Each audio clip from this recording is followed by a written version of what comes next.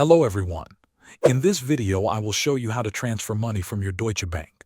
First, open your web browser or the Deutsche Bank mobile app and go to online banking. Log in using your username and password. If your account uses two-factor authentication, you will receive a security code.